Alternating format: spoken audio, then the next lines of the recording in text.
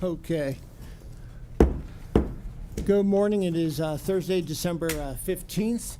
Open session. Hopefully everybody got to where they need to go safely. And again, thank you so much to our facilities and road crews for being out there, allowing us to be safe in our community. Just to let you know, they were out at 1 in the morning doing phase 2 of the roads, and then facilities was out there at 5 this morning, ensuring that we're able to go in and out of our county facilities safely. So before we get started, as always, why don't we stand and Pledge of Allegiance and a moment of silence. Pledge allegiance to the flag of the United States of America and to the republic for which it stands, one nation, under God, indivisible, with liberty and justice for all.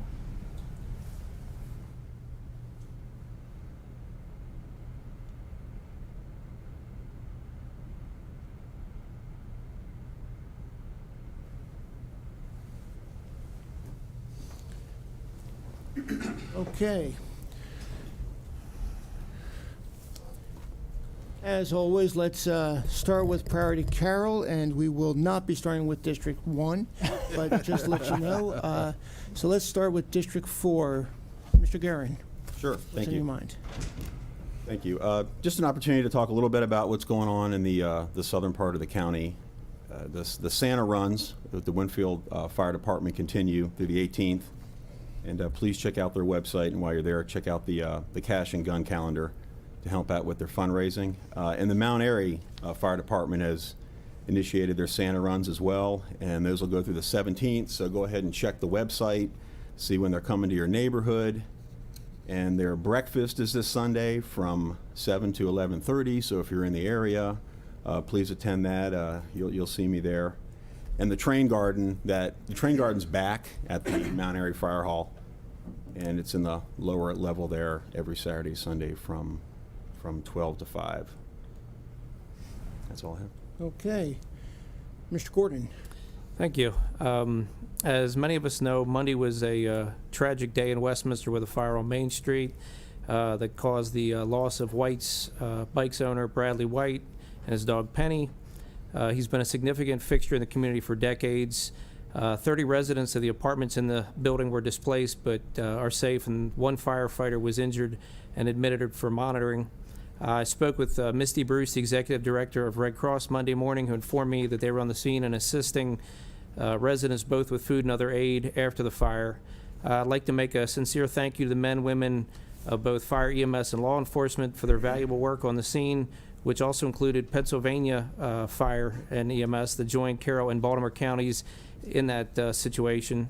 Also would like to thank Chick-fil-A and BJ Wholesale Club for donating food after the fire. Their generosity is greatly appreciated at this time of need. It's one thing we do really well in Carroll County is we come together and, sad that it takes a tragic situation like this to occur, but it's always good to see that we as a community rally around each other. I just ask that everybody please keep the White family and those affected in their thoughts, and also suggest perhaps maybe reaching out to the Red Cross or any other organizations to see if there's any way to help those that have been displaced from this event on Monday. Thank you. Okay. Anything else? Well, sure. That's it. Okay, appreciate that. Mr. Kyler. Thank you. Dude. As with everyone setting up here, it's kind of been busy times since last week, and a lot to learn and a lot to do, and I appreciate everybody's support and help. A couple of us went to the Maryland Municipal League quarterly meeting, and that was great to see a number of the mayors and town staff. And I'll interject, at least during the winter, some personal stuff. I went to Winter's Mill Wrestling Duels Friday and Saturday, and it was interesting.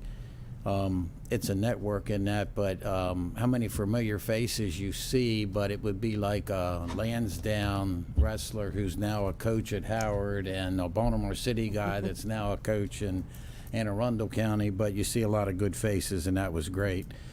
Well, Saturday, I took a break from wrestling, and we did a rehearsal at Emmanuel Lutheran Church for Wreaths Across America. And that's a great event. I don't know how many do rehearsals. They might have thought I needed it. But I think it's, and you may know better, I think it's in the high 30s now of It's the about church. 38. Yeah, 38 churches and opportunities to be part of that within Carroll County. And Emmanuel Lutheran itself in Manchester has a breakfast that morning from 7 to 11. I think it's $8. And then that's immediately followed by the Wreaths Across America. I think we have 350 wreaths to distribute between the old, we call it the old cemetery and the new cemetery. So I encourage everybody to take part of that. That's a great event. Veteran or not veteran, it's interesting. Some of the younger guys that come and want to do wreaths, and there's plenty of opportunity with 350 that weren't veterans, but really want to be part of it. Tuesday, I watched Planning Commission meeting, and they did a great job, and with some interesting topics and a lot of public comment, and it was interesting to just see how that all works, and it was nice to see compared to my experience on the Board of Ed. You put up a 3-minute timer, and people kind of don't care. And you really got to encourage them to stop. But so it's nice to see that's universal. Went to the Carroll Community College Board of Trustees meeting last night. That was great. Great evening, and they've got such a great, diverse, but good people board there, and they had a lot of staff, a lot of presentations, and I think most people know what that facility does for Carroll County, but it's awesome. And again, I want to encourage everybody to attend Wreaths Across America if you can, and I want to thank Babylon Vaults for all they do to make that happen, and they seem to be encouraging more growth. So they want to do more and more, so that's great. Thank you. All right. Although I said he wasn't going to be first, second, I guess he'll be fourth. Mr. Vigliotti, what's on your mind? Thank you, Mr. Rothstein. So along with a number of us, I also attended the Maryland Municipal League quarterly chapter dinner in Sykesville at Main Street Bistro. It was delicious food, and I want to thank Mayor Link and their council for hosting. And I think it's awesome and important to keep a strong relationship with our towns and our cities. I also attended the Tawnytown Business Breakfast Friday, and it's awesome to keep up with the things going on there and with local businesses and all of the good causes and events that they themselves are helping to support through the holiday season. This week I attended the Farm Museum Board meeting. All of the members are incredibly wonderful people. They have a strong passion for the county and for the history of farming. And it matters so much not only to our heritage as a farming county, but where we are now with agriculture being our #1 industry. And people who visit obviously can understand the past and how we came to be where we are and how difficult things were for farmers even just a century ago. So Jane Sewell, who runs things there now, has already been making a tremendous difference. So the first thing that she showed me when I got there for the meeting was this large sign that they had just erected. And this was a sign that had been thrown aside somewhere. It had been slated to be thrown out. And internally, they restored this sign, they repainted it, they put it back up. It's a beautiful sign. It's for horse trails or horse rides or something. But it saved thousands of dollars doing this. And it's little things like that that end up adding up. The farm board was also excited that they have secured a grant to purchase a pig and 3 chickens to help round out the complement of animals who reside there. And if I remember correctly, the pig will be here sometime in March, give or take. And we are all invited to attend the arrival of the pig. So everybody keep that in mind. This is not a live pig. No, it is a real pig. No. It's a static display in the farm where there's other animals. I was under the impression it was a real pig. Oh, all right. That's right. We'll find out. Yeah, I We'll guess find we'll out. find out. And don't forget the 3 chickens. I will never forget the 3 chickens. I also attended the Board of Education meeting last night. Between the board members, the superintendent, the student representative, the staff, administrators, and the teachers who were present, they take what they do extremely seriously and professionally. And it really was a pleasure to watch them in action. They really do value our students above all else, and those on the board, in particular, really do take their duties seriously. So a few highlights from the Board of Education meeting. Marcia Herbert has been elected president of the board. Tyra Battaglia is vice president, and congratulations to them. Some of the interesting things I learned last night, the Tech Center, which offers 30 programs for students, 100% of them have relationships with businesses and employers beyond the center. This is certainly going to be of interesting note to everybody. The Stop Arm Enforcement Program for the school buses that the county, the sheriff, and the Board of Education drivers and others have put into effect have already made a serious difference. In October 2021, there were 914 violations. In October this year, there were 642 violations. And in November, there were 611. So there is a steady decline in the number of violations. And so we're hoping that these violations do continue to decrease. There was some concern expressed about potential mandates from the state requiring the use of electric buses. I found out last night that these buses get only 80 to 100 miles per charge, and for a county like ours, that is not conducive to the roads that we have. And in addition to that, the buses cost between $350,000 and $400,000 each. So I think that as things come to pass, we're going to have to make our voices heard that this is not the right path for us to take. We'll have to have the Board of Education's back as far as that's concerned. Blueprints also continues to be a serious concern for the Board of Education. Everyone's working hard to prepare for that. There is a rising concern about bullying, and Vice President Battaglia is beginning an effort to counter that, and more details will be forthcoming on that. Locally, Mayor Neil Roop from New Windsor wanted to share that he has some positive news that a water line replacement on Route 31 is going to be occurring as part of their streetscape project, which should begin when the weather improves. Union Bridge Councilwoman Laura Conaway also shared some exciting news, and that is that Santa Claus will be visiting Union Bridge on Monday, December 19th, and he will be escorted by the awesome Union Bridge Fire Company on an engine. They will also be hosting a New Year's Eve party on their carnival grounds on December 31st. It's going to feature live music and a fireworks display. It will begin at 7 o'clock p.m. if anybody's interested. And of course, this week in Tawnytown, Santa Claus is making the rounds with our awesome volunteer fire company there. And last but not least, I want to say thank you to all of the county crews who have been out in the midst of this weather, keeping the roads clear for us. So that's all for me. Thank you. Okay, just remember it's a formal now, it's the Santa Claus, because I know the Santa Claus was also down in Eldersburg on a fire truck the other day. So he's very, very busy. Yeah. Time does not matter to Santa Claus. No, and I know Santa Claus made a lot of phone calls to a lot of kids last week. Right, Mr. Daggetts? And that was a lot of fun. About 350 kids in the county had the opportunity to have a conversation with Santa Claus and share what they wanted or sometimes didn't want for Christmas. Wreaths Across America is very important. In 2018, Carroll County Babylon Vault sponsors it, and there was about 8 or 9 cemeteries. Last year there was about 30. This year I believe there's 38. It went from just a few hundred, of veterans interred into those cemeteries to now 2,500 plus to 3,000. And they always say that someone is never forgotten when you're able to say their name. So the intent is to place a wreath with dignity, step back, say their name, and recognize them, and then move on. It is a very moving opportunity, so those that can take on the opportunity and volunteer. They are always looking for volunteers. There's a lot of cemeteries that are out there. I will be up in Hampstead, I believe, that afternoon, placing wreaths for the services, the Army, and I think POW MIA. Before we start doing the, going to those that are interred, but just a good opportunity.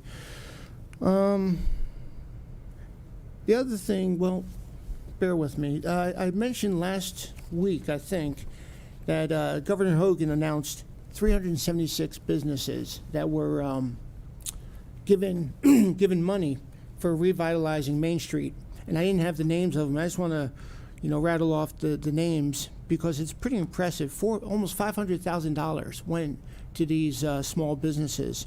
Carroll Adult Medical Daycare, Collision Course LLC, Get Food Go LLC, Kindred Treatment Center LLC, Mindful Living Counseling LLC, Powerbrow Collective LLC, Revolution The Movement, SK Printing Incorporated, and Storm Crow Games LLC.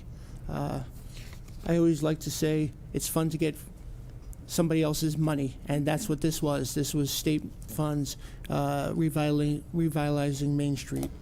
The other thing I just want to share just for a moment is I had the opportunity to attend holiday party last night for the Lions Club.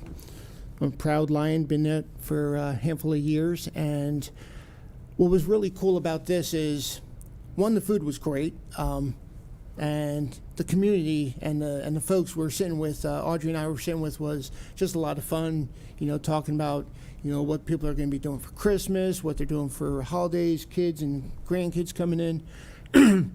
But also, off to the side were 4 Christmas trees, and we all brought either canned food or unwrapped presents, Toys for Tots type of approach. It was incredible, the amount of gifts that were there. And there was about 60 of us at the dinner, 60, 70 of us at the dinner. But the amount of, Tom, like you said, the community, just outreach is amazing. And then we talked about different committee reports, how going to Walmart and buying gifts. We spent about $5,000 to $6,000 on gifts for those in need. Getting Martin's grocery cards was another $1,200. Just a lot of different services. The reason I'm just sharing this with you is I just encourage, especially if you don't know what to give during Christmas or the holidays, giving the gift of service is pretty cool. And it's not a lot of money, so it shouldn't be about the money. It's really not a lot of time, but throughout the year, just giving that gift goes a long ways, especially when we can take care of our own community. So not to be sappy about this, but it just makes you feel really good when you're able to give something to somebody. So just wanted to share that with you. Okay, now, instead of giving, let's talk about what was taken from a lake. Okay. And I think something relatively large was taken from the lake, and the water was displaced because of this large animal that was taken. So, Jeff, why don't you take it from here and share with us a little bit about the annual Big Fish contest, and come on up. The winner gets a seat at the table, right? That's right. Good morning, Commissioners. Today we are here to present the prize for the 2022 Big Fish Contest. This is a contest that was started back in 2015, and for many years we had a tournament on the opening day of the season at Piney Run Park. Inevitably, the weather would not be good, kind of like today, and you'd get mixed results for a turnout and also for revenue that's coming into the park. We made the decision to have a season-long contest, and this would also help drive the attendance to the park during the months of May and November. It's also when some of the best fishing occurs. In fact, I think just about every year the winning fish was caught during March or November, but not this year. This year the winning fish was caught in May. I think it was May 14th. And Mr. Jeffrey Goodall is with us this morning. The fish was 42 inches long, a striped bass, weighing in at 34.05 pounds. So not an all-time record, but a pretty darn big fish. So did displace the water somewhat. I would imagine it did. So how long did it take you to pull them in? You lose track of time. 'Cause I use light tackle, so it probably took me 20 minutes to get them near the boat. Did you, use a round hook and? I had circle hooks. Okay, I always yeah. use circle hooks Yep. because it's less mortality rate on the fish. And So you're a caring fisherman, let alone anything else, so Yeah, that's nice to hear. I generally don't keep fish, but I keep panfish. But this guy came home. Yeah, well, I would imagine he did. From the shore or from a boat? From a boat. Okay, good deal. Yeah, it was a good day. It sounds like it was. I mean, I think the biggest thing I've ever pulled out of there was maybe 2.5 pounds at most, if not 3, but Right. can't imagine 37 coming out of that place, so. There's actually a lot of smaller fish in there, stripers, and Yeah. they don't reproduce in there, Right. as far as I know. So there is a good. I wouldn't know how old they are, but you catch a lot of like 17, 18-inch fish. Wow. So there's going to be plenty of big ones to come. I need to get a boat, get out there. I'm always fishing from the shoreline, so. Any comments on this? Just, Congratulations. Yeah, congratulations. Let's, Also like to recognize and thank Ms. Gina Porter. Gina is the park superintendent at Piney Run. And also Brad Rogers is seated in the audience behind me. He is our Bureau Chief of Parks. so Gina, how is the park going right now? Well, today's our Christmas party, so everyone's very excited. Okay. But yeah, it's a beautiful park, great place to be. We're working on hiring our staff for next season, so that's coming along very nicely. And you're looking forward to a gazebo? Absolutely. Right? And staff has filled up over time? Absolutely, we're getting there. Yeah, it was pretty challenging, in the beginning. It of the was. summer. We're hopeful for next year, though. Okay, hope's not the course of action. Just have a good plan out there and see what we can do in recruiting the right folks. So to obviously get into the gate and into the boathouse, because that's the two challenges we had. But I think we came with a good plan, and And we've taken some steps to try to address that as well. We've developed a recruitment brochure That's that we'll great. be putting out to the public very shortly. And typically this time of year, we get a lot of college students who are home on winter break. So we try to get the jobs posted early, and it gives us plenty of time to reach out to the community. Fantastic. Okay, again, congratulations. Why don't we get a photo and we'll move on, okay? And in case Mr. Goodall has any trouble with this at the ATM, we have an actual check as well, which I will give to you now. Thank you. The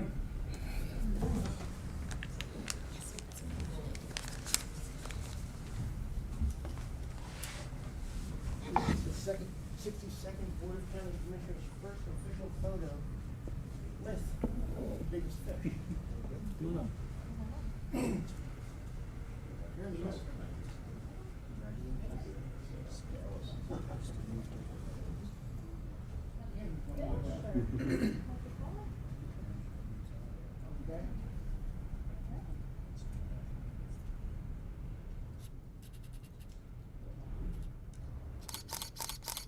Thank you. Golly, did you show teeth? We got a little more. Congratulations.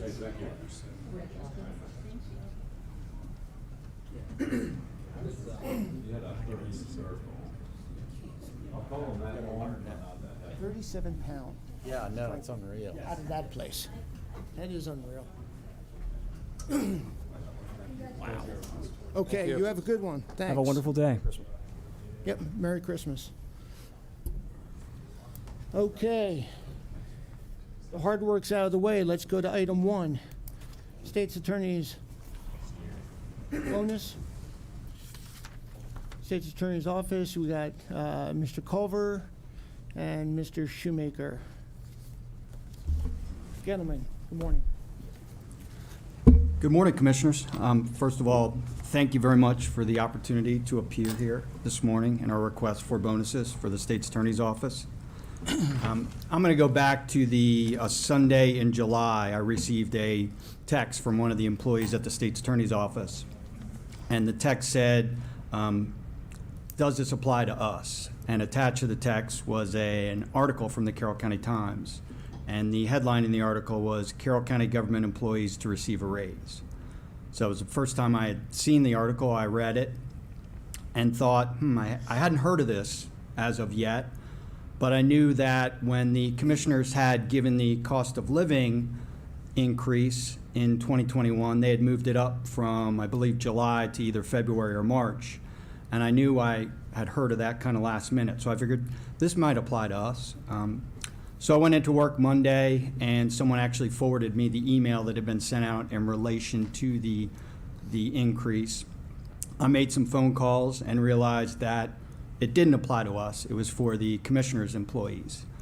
So I had to send an email out to the rest of the office letting them know, because a lot of folks had kind of heard about this, seen the article, and to say the least, it was detrimental to morale. Now, having said that, by no means do I think this should be a fault on the employees in the commissioner's office. That raise was well-deserved, it was long overdue, and they certainly deserved it.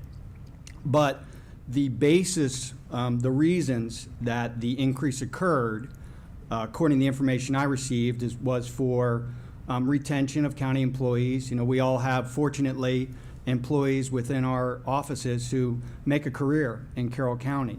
The idea is to try and retain them. They have a great deal of knowledge. And also that there were vacancies within the commissioner's office where they needed employees to fill those vacancies. Those are the same issues that have affected the state's attorney's office. As of 2022, at the end of 2022, we will have 9 employees who have left our office this year. So that's about a 20% turnover rate. According to the article in the Carroll County Times, the Commissioner's Office, I believe, had an 11% turnover rate. The last 3 assistant state's attorneys who have left our office left for salary increases of at least $10,000. We just had an assistant state's attorney leave last week, and she indicated to us that even if she had gotten the 10% increase, she would still be making more money where she went. We've had several candidates we've interviewed. We've had openings for assistant state's attorneys, and we've had several candidates interview. We've offered them positions, and they've accepted positions in other offices where they received a higher salary. We've had open positions for over 18 months in our office that we haven't been able to fill. And just recently, we had an employee submit retirement notice. We have employees who, when we get the cost of living increase, typically around June, they don't receive the full increase because they're up on the edge of their grade. So they're tapped out, so to speak. They're at the top. Our evidence review unit, where we've had openings for about 18 months, they consistently work overtime to try and keep up with the huge increase in the body-worn camera videos. State's Attorney's Office is an office where we have great people. We have great people who take pride in what they do. They enjoy working in our office. And we're here because we believe that they also deserve a 10% increase, and that's why we're requesting the bonus. So at this time, if you have questions, I'm happy to answer them, but I'll turn it over to Mr. Shoemaker. I know he has additional information for you. Any questions right now? Not yet. Okay. Yeah, sure. Okay. Well, first of all, we're joined, I guess, in support of our request by Judge Hacker, who's our administrative judge with the Circuit Court for Carroll County, and Sheriff DeWeese.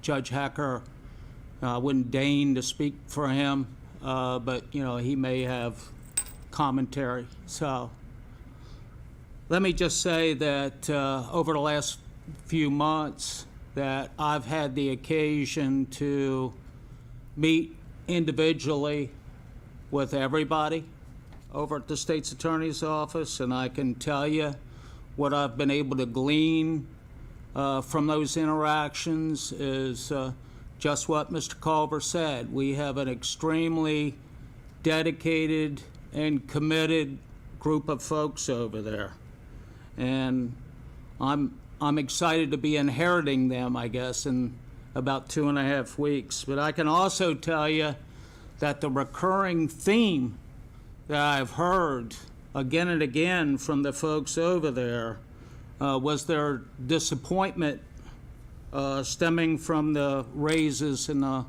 longevity increases that they wound up finding out did not apply to them as a consequence of the last budget cycle.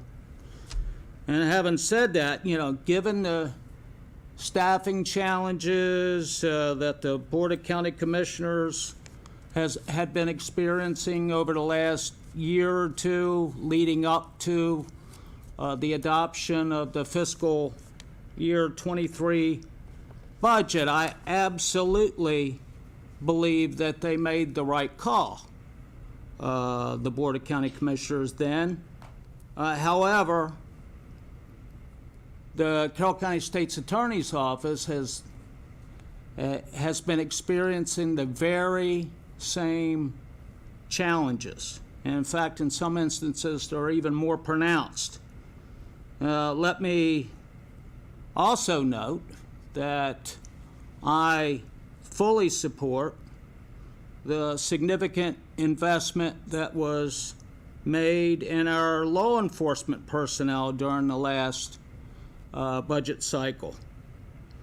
And the newspaper account accurately reflected that that was done with an eye towards promoting public safety in our county. And I absolutely agree with taking care of our boots on the ground, our law enforcement community. And I'm glad that they did that. I guess where I take issue, though, with the last board is that, when they invested significantly in public safety, they didn't consider the Carroll County State's Attorney's Office in their consideration. And I believe in any deliberation about public safety, if you're doing it holistically anyway, law enforcement has to be considered 1A, but the State's Attorney's Office really has to be 1B. They charge the bad guys, we prosecute the bad guys. So my specific request for you all would be that you at least partially fix what I believe was an oversight by giving the 10% bonuses that we've requested. According to our budget analyst from the county, Heidi, she estimates that the price tag for that would be in the neighborhood of $315,000. So we're asking for that as a one-time bonus for our folks, and I'll talk to you all during your budget cycle about addressing the needs of the State's Attorney's Office going forward. And that's what we have. May I address the commissioners? Please. First of all, good morning. Morning. Morning. I fully support the request from the State's Attorney's Office for this bonus. These are well-deserving employees who, through circumstances certainly beyond their control, were not the recipients of the salary increases that were afforded to other county employees. My employees in the courthouse are in a similar position to those in the State's Attorney's Office in that they are county-paid judiciary employees.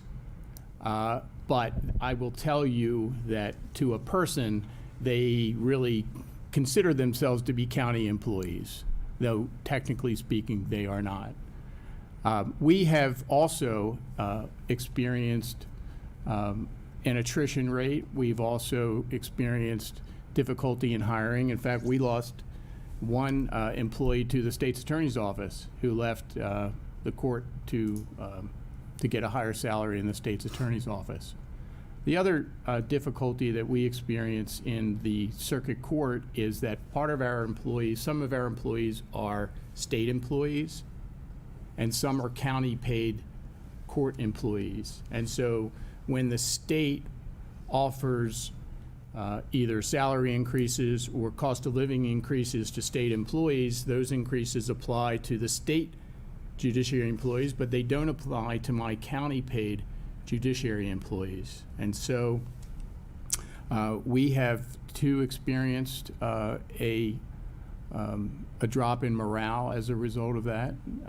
And I appeal to you to consider a request for the court employees as well, along the same lines as that which is requested by the state's attorney's office. I care very deeply about the court system in Carroll County. I care very deeply about the justice system in Carroll County, and the state's attorney's office and the court are really partners in that. And most importantly, I care very deeply about my employees. And so I know that this was not on your agenda this morning, but I know that time is of the essence as well. And so I ask you to consider that the court employees and the state's attorney employees really are part of the same judicial team, if you will, and ask you to consider my request this morning. Okay. We're going to open up for dialogue. Honestly, Judge Hecker, thank you for attending. You and I have had multiple conversations, and it's a challenge. It's definitely a challenge. Sure. I can honestly say I was expecting to have a conversation with you later on today from after this, not actually now, just because of the expectations of who else that is a indirect type of a position. So out of the 1,000, give or take, 700 are direct and a few hundred are indirect as far as what the county funds. So it's not the county commissioners, just employees. It is the Carroll County direct employees, that's 700, and then the indirect. So, I was looking at that few hundred. I will make myself available. Look, I just owe it to my employees to at least make this appeal. You absolutely do, and I appreciate that. Honestly, I just thought it would be a few hours from now, after the discussion we were going to have here, but you just were a little bit quicker than I thought. But let me. And listen, I don't want to do anything to derail the state's attorney's request. Okay, I support it 100%. Nope. But I think what you're going to end up doing, though, is solidifying where we're going to be having to move. But let me open it up for conversation and dialogue from us, either to each other and or to those in front of us. So. I think we have a notice if I'm- problem. Yes, Commissioners, I would note the Yeah. agenda specifies state's attorney We will discussion. focus on state's attorney situation only. So, okay. That means I've won my last case in circuit court. But And don't worry, it's a nice tie. And thanks for that, because I would have asked each side, but I'll stick now on Yep. this side. What impact does vacant positions have for you? And you mentioned morale. Does it affect schedule? Does it affect coverage of stuff? Does it affect investigations? What all does not being able to fill positions create problems for you? Commissioner Kyler, I would say it affects all the above. It's just a matter of, we can't affect the level of work that comes into our office. People get arrested, people get charged with crimes. However many come forward, we have to prosecute them to the best of our ability. So even when our workload increases, we can't say, all right, well, let's wait on these cases because we don't have an attorney. We have to have attorneys appear in court. We have to have attorneys prepare cases. We have to have staff who are available to work up these cases for us.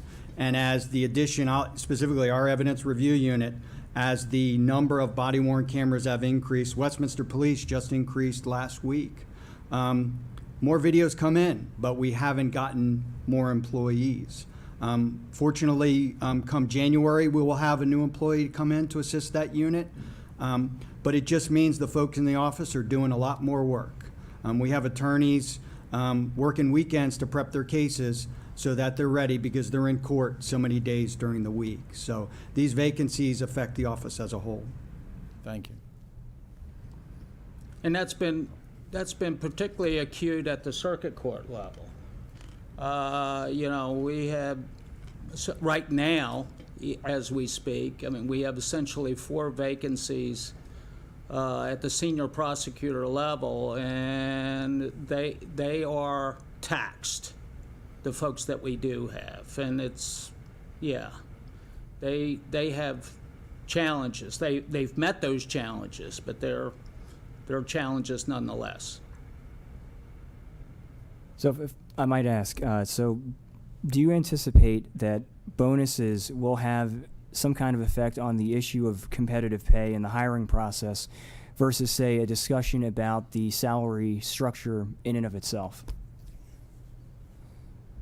Well, I think it's 2 separate discussions. I think, the bonuses are really for the employees we have in the office right now. The folks who, in July thought, hey, wow, I might be getting an increase, great.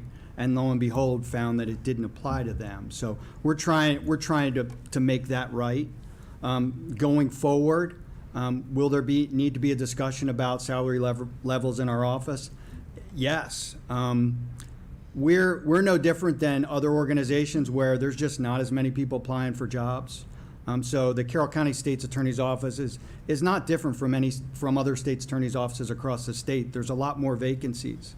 So there's a lot more competition for those open positions. And I know other counties have increased their salaries.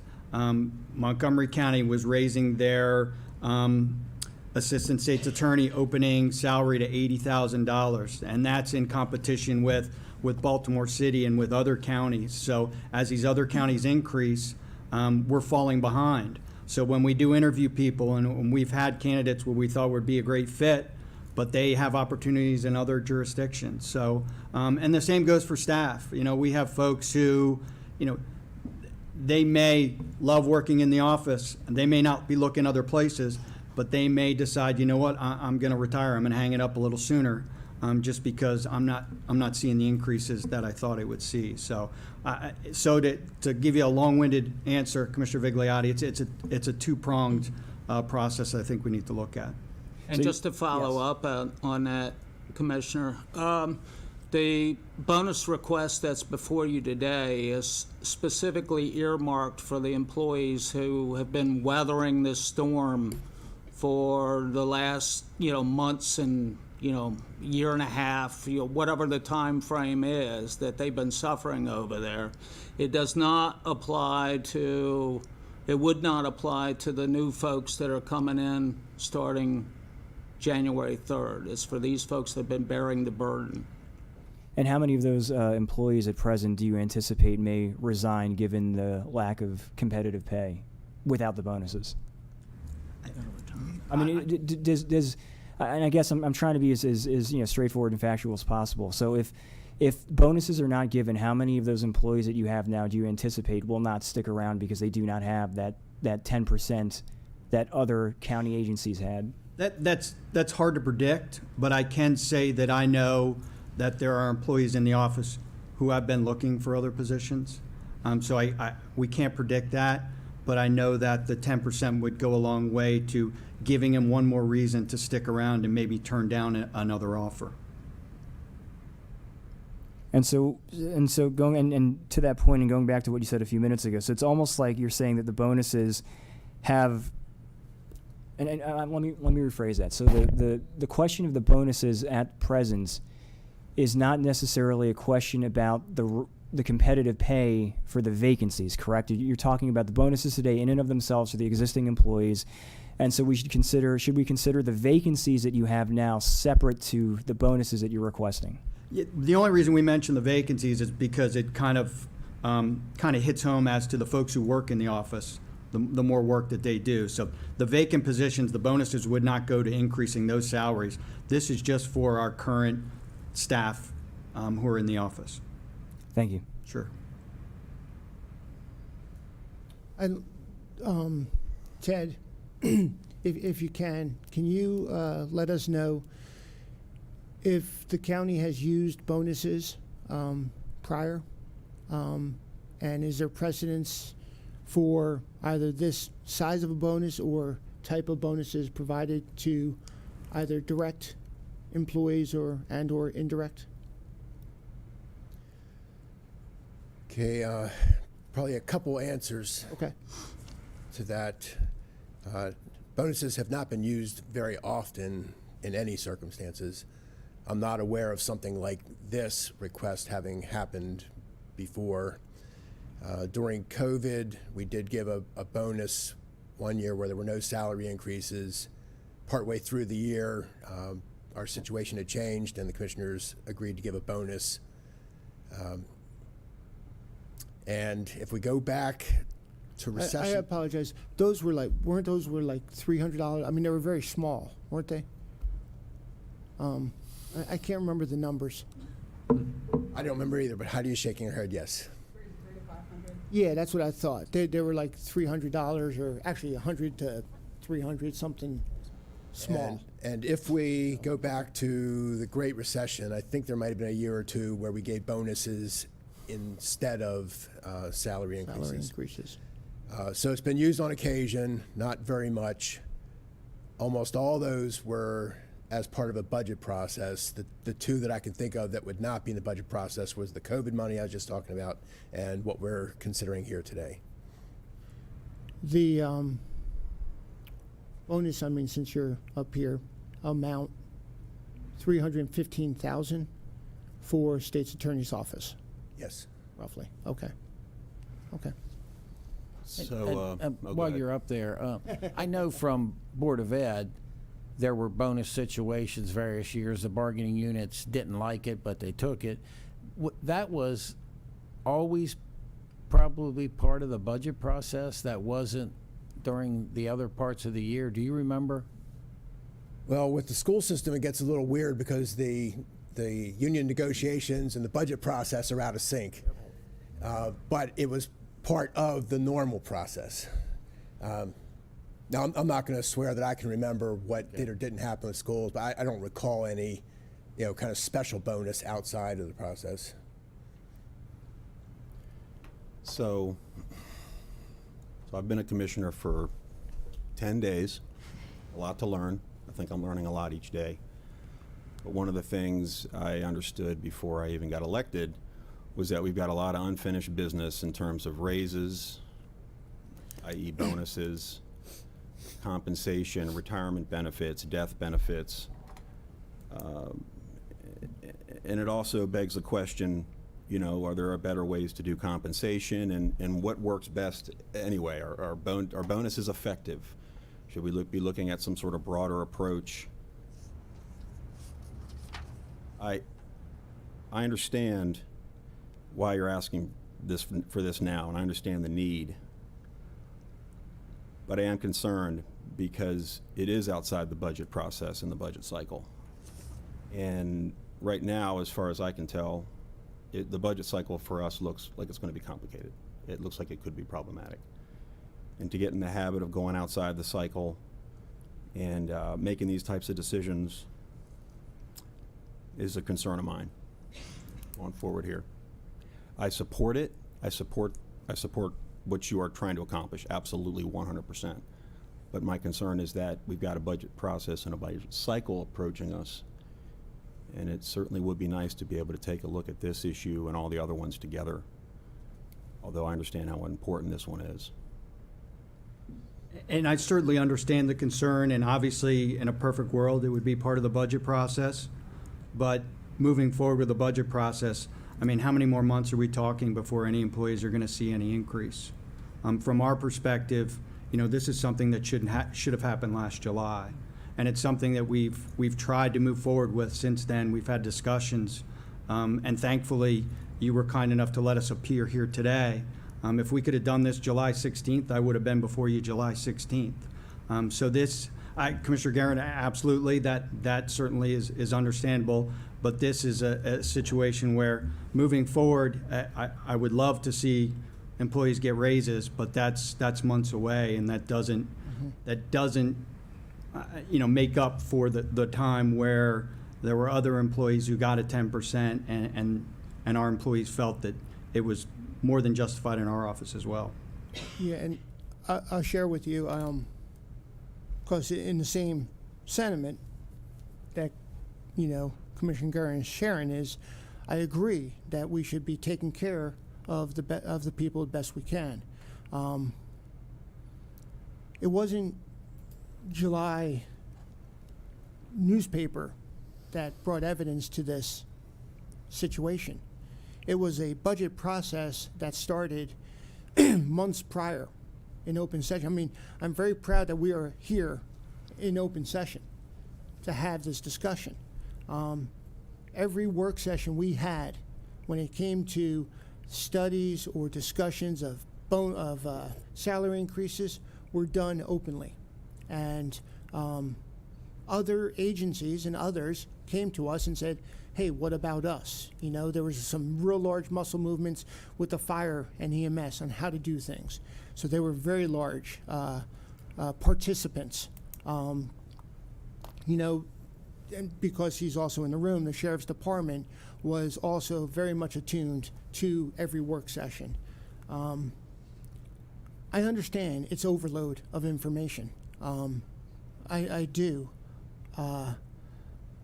But there's, a few lessons to be learned. One is to recognize that we are willing to put ourselves out there in open, saying these are the things we're doing. And like the Commissioner said, next budget's going to be very challenging, especially when it comes to discretionary dollars that we're going to have to deal with. But then having the ability to participate during the work sessions. You're right.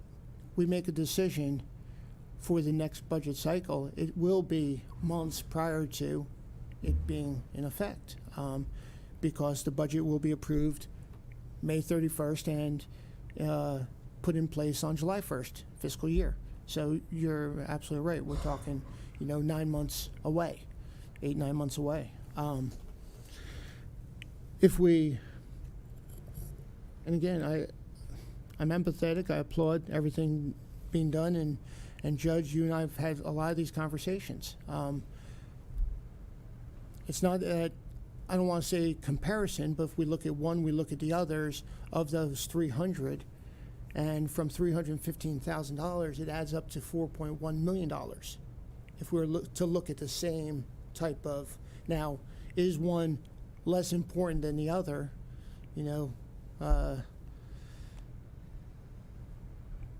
Mr. Shoemaker, you said that there's phase 1, 2, and 3, whatever, the share, law enforcement. However you say it, I agree with you.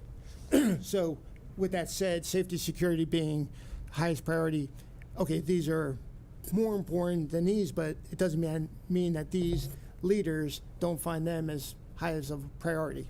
So they're going to be coming to us. Like I said, I was expecting the judge in a few hours, not right now.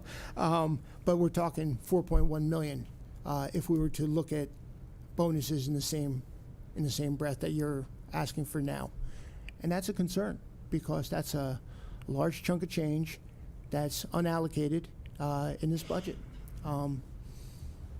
as opposed to getting in front of the budget cycle when we go right into the work sessions and get this put in place.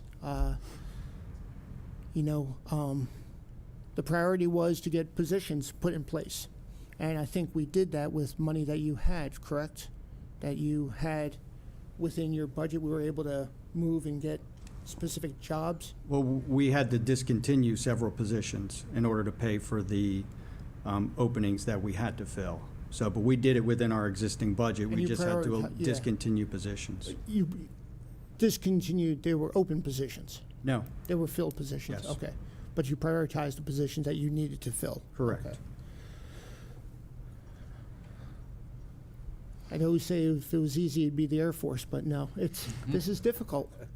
This is because we're in a difficult situation. And Commissioner Rothstein, if I might, going over all of this and reading everything that we've been given, and one of the concerns that I harbor is that if we, for the sake of argument, we say, okay, today we're going to give you a $10 bonus per employee, right?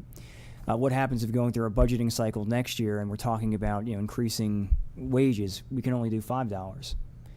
So it would break my heart to say today we're going to give you $10, but next year to complement your salary we can only increase you by $5.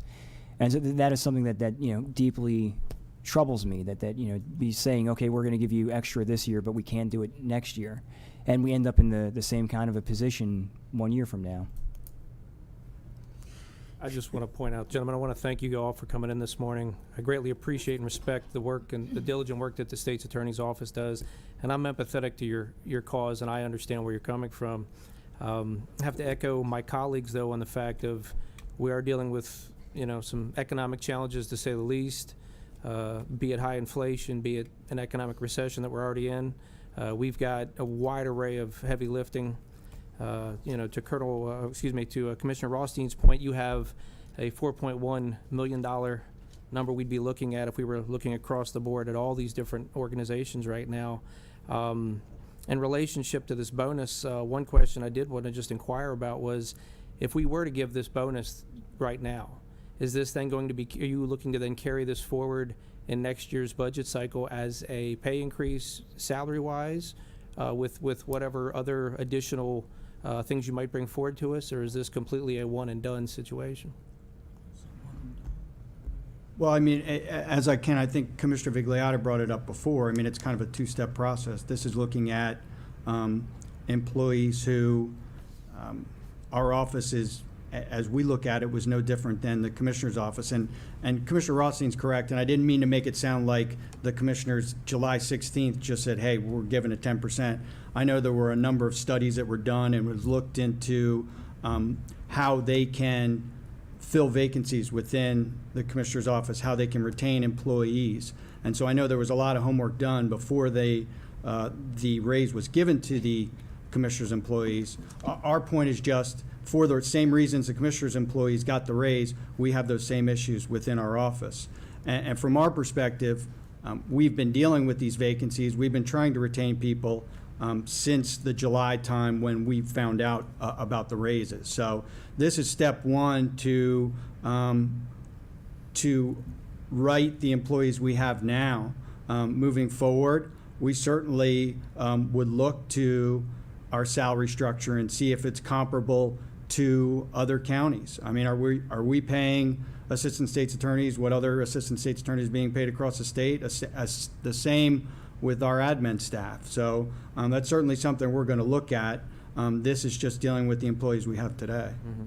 And this is something, again, that the sheriff provided us with some meat on the bones and understanding salaries in comparison to other communities, other jurisdictions.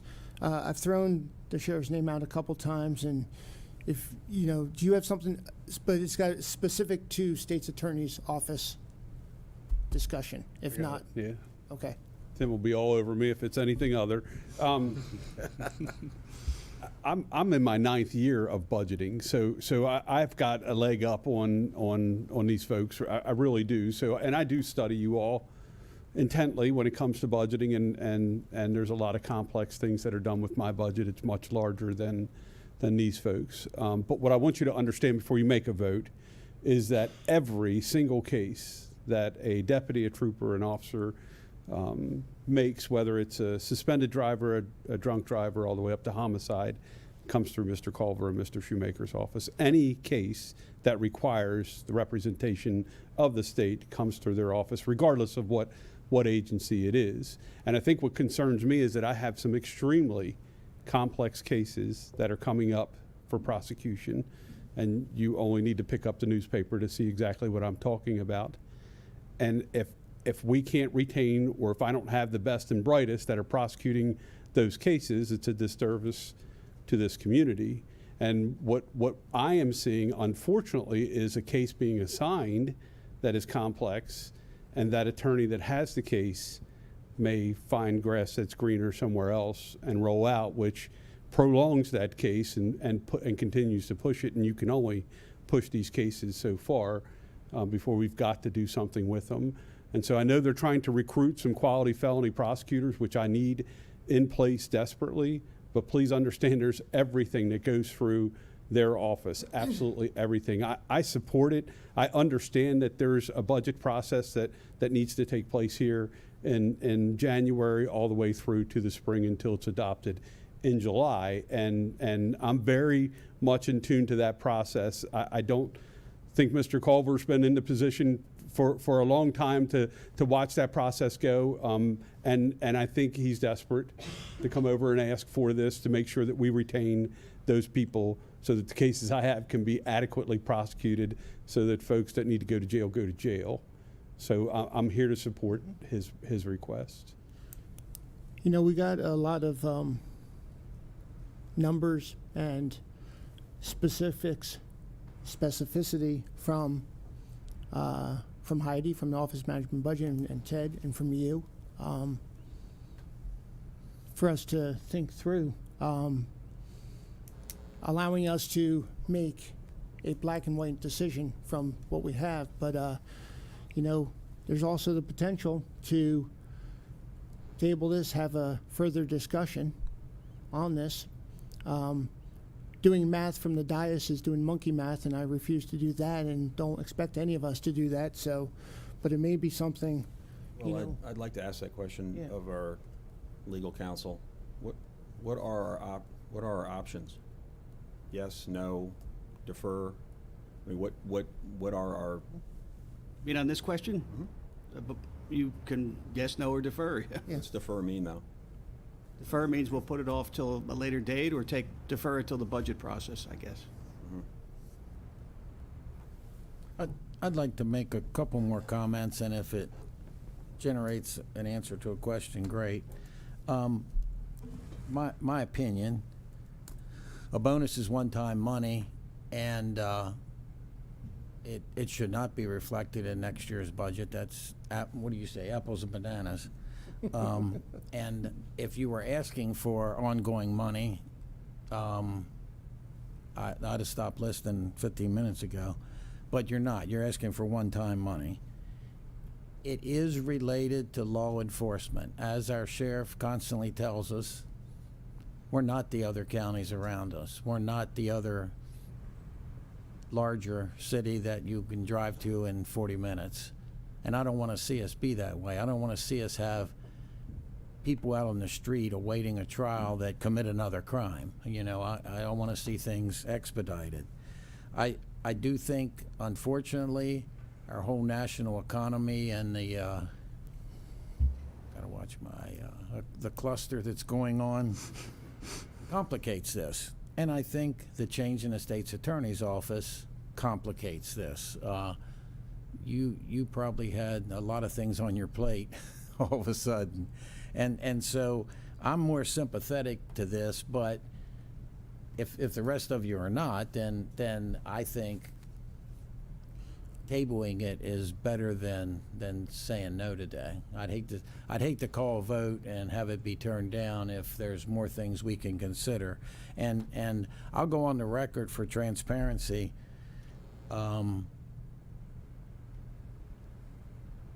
Not relating to anybody else in this room. If anybody else would ask for this now, any of the other entities that aren't involved in law enforcement, they're going to get immediate no from me. This has nothing to. This doesn't set a precedence for that. That's again apples and bananas. So that's where I am, guys. Commissioners, when we say table, we mean you won't consider it today, but they can come back at some point and ask for it again. We'd have to go through the same notification process, Correct. right? We don't really do that. Never have before. The board can bring it up anytime they want. The one rule of Robert's rules that we follow, and that is that the losing side can't continue to bring. And so Right. if there was a 3-2 vote or a 4-1 Right. vote, the people on the losing side can't consistently bring the same agenda item up again and again. But I feel that I don't know, just. no, I appreciate it, but I feel like, if colleagues are comfortable in doing some more homework on this and looking at different options for, different size bonuses or, having further discussion, then we should, defer a decision for 5-6 weeks, and after, some time, come back, and the answer still may be no. But, that's, although it's not normal that we've done it before, it doesn't mean we don't do it. That's up to us. It's up to. I'll make a motion to table. Well, Or do we need to do that? Because we haven't made a motion on this yet. I think it'd be fair to say till when, or, Oh, that's a good No. question. I mean, we could table till the budget. So, Not that far, I don't think. Yeah, and I'll be honest, I'm not familiar with the protocols here. I'm not used to discussing something without a motion and a second prior to that happening, and in that case, you'd have to table it. But if we just have a consensus that we want to investigate this a little more and defer it, we don't need a motion, do we? No, Right. that's right. I withdraw my motion. Yeah, but I You could just- understand why. Again, the board can bring it back anytime they want. Yeah. If they have the formal vote, then the rule of the loser, so to Right. speak, not being able to Right. bring it back would. now, But if you don't. yeah, and just for you and for anyone, understanding the schedule. We have open session next week. We do not have session the following week or for the next 2 weeks, because we will be at the Winter Maryland Association Counties Conference. And then the next session will be January 12th, I believe, and then 19th. So just let you know the time frame. So we're looking at the 12th and or the 19th to further this discussion in any level of value, because we're not going to do it next week. There's no value in there. But if we look at different options and we look at other ways to look at this, that to me makes sense. I don't think we need to say, I'd rather not lock in a specific day, because that'll cause us some issues. But we can definitely bring it back on the 12th or 19th and just go from there. I mean, if that's fair to you. Because the direction it's going right now, I can read the room, Commissioner Rothstein, certainly, and yeah, obviously, we wanted a 5-0 yes today, but certainly, if we need to table it and provide you with more information, we are certainly willing to get you whatever information you need to make your decision. okay? Yeah, I'd appreciate that. And again, there's a lot of discussion about what happened over the summer and last year. For a lot of us, it's sort of, we have to read about that. Sure. We weren't here. But I did mention when I spoke earlier that, the issue of bonuses and raises, what are the best ways to do that? Are there other things we could possibly be doing? And it's not fair to you, the state's attorney's office, but, there's also the precedent of the bonus issue, which I understand completely is not the same. It's apples and bananas. I concur with that sentiment. But for me personally, this is an opportunity to understand a little bit more about what these bonuses and or maybe smaller increases do and what makes more sense. So I would appreciate the opportunity to be able to do that, considering that we did get some good data over the last couple days, but it was just the last couple days. Sure. And I'm data driven for now. Probably that'll change, but No, and Judge, I think it also warrants us to also further our conversations. Sure. Because this is law enforcement, safety, security, it's a team sport. And it's not one and or the other, it's all. So, and you're part of that equation. And we left it at one point, but I think as we continue to move forward, we should look at all of this. So, okay. And I appreciate you being here. Look forward to Judge. continuing the discussion. Okay, any other further conversation, discussion? Gentlemen? We'll be in touch. Thank you for your time. Thank Appreciate you it. for coming in. Thank you.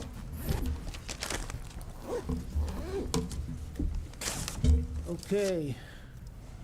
Let's move on the Final approval of proposed Critical Farms Program application of the John Parker Smith and Marsha Lee Smith property. Yes, good morning, Commissioners. Morning. Morning. So, as you mentioned, we're here for a final approval of a critical farm. Wow, this is really loud. So, normally our program manager, JP Smith, would be here. Instead, we have Jackie Bretoon, who is our program specialist. The reason being is that the applicant in this case is JP's parents.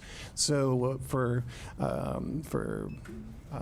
obvious reasons, JP has recused himself from this entire process, and so Jackie has addressed every step of this process. So I'll turn it over. Okay. Presentation is Oh. not here, so she's gonna check and see what's going on. Oh. Chris is asleep at the switch. It's two PowerPoints, but neither one of those are ours. Huh. Okay. Well, I see the presentation. Do you see it? Well, no, whoever just highlighted it. Yeah, but those. No those presentation from AgPres this week. No presentation from AgPres this week. We didn't get one. You didn't get one. Do you have it on your phone or something you can forward or no? No, I do not. Okay. Do you have We all of the can- pertinent information that we can go through? Okay. Well, yeah, I mean, everything is pretty well on the briefing, so we're here today to request final approval for the Parker and Marsha Smith Property Critical Farms Program. The previous board already gave preliminary approval, and this is just the final thing before we go to settlement. It's a 95.48 acre farm off of Jasontown Road in Westminster. The Critical Farms Program assists farm buyers with 52.5% of either the purchase price or our appraised value. In this case, whichever is lower. In this case, the purchase price was lower, so the 52.5% was based on the purchase price of $850,000, which came to the assistance amount of $446,250. So again, we're just asking for the final approval on this so we can move ahead to settlement. And at that time, they are a mouth applicant and they will get their easement placed through the state. Okay, are there any questions on this? And most importantly, understanding the process from prior approval to final approval? Okay. Since I was at the last board making the prior approval, why don't I just go with it? Move that the Board of Commissioners exercise the option to provide purchase assistance for John Parker Smith and Marsha Lee Smith through the Critical Farms Program in the amount of $446,250. Second. Got a motion, got a second, any discussion? All in favor? Aye. Aye. Okay. Thank you very much, Thank you. Commissioners. Thank you. Okay, Cisco SmartNet support renewal.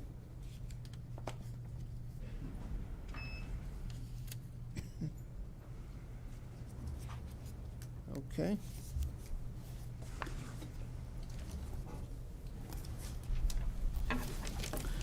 Morning, Commissioners. Morning. Morning. Okay.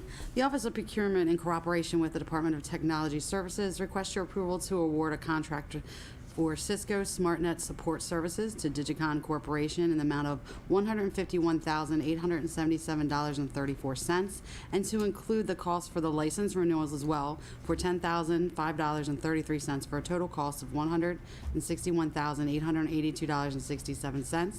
This purchase being made through a Maryland state contract, which it was competitively bid. The cost has been approved in the FY23 budget, and no additional funds should be necessary.